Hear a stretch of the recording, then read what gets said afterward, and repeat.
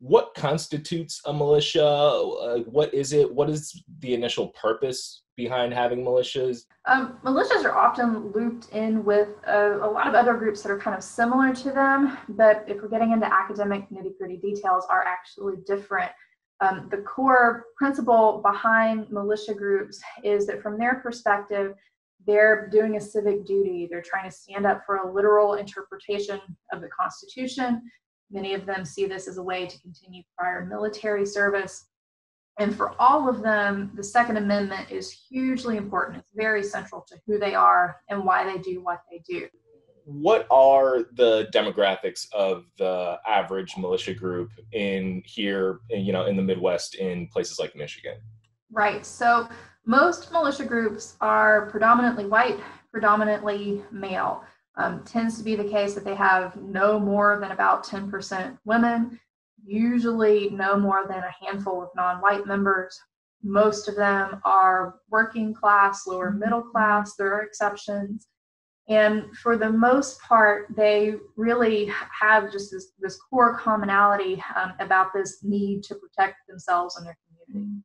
In short, I found that the vast majority of militia groups don't have race and racism as part of their group structure, that on average, the racism we see in those folks is about the same as we would expect in any other group of the same demographic.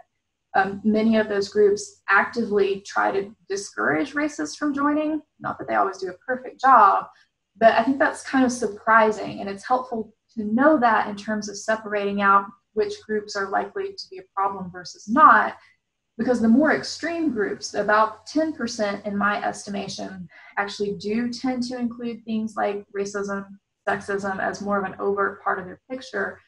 And in my opinion, and some other folks' opinion, that tends to be a good marker of which groups we probably need to monitor a bit more closely for possible violence. With the election of President Trump and this new administration, has there been a rise in militia activity, the amount of people who are participating in militias?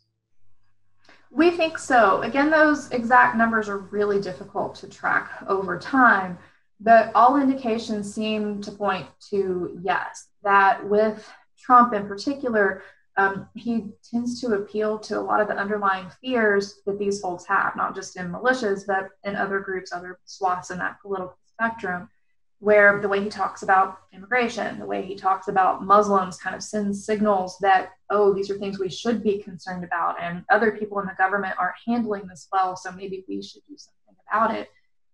Additionally, in recent months, we've seen some very clear signals from Trump about going potentially armed and standing up for yourself and guarding against violent protesters, right? In a way that does encourage some of these folks to do those very things.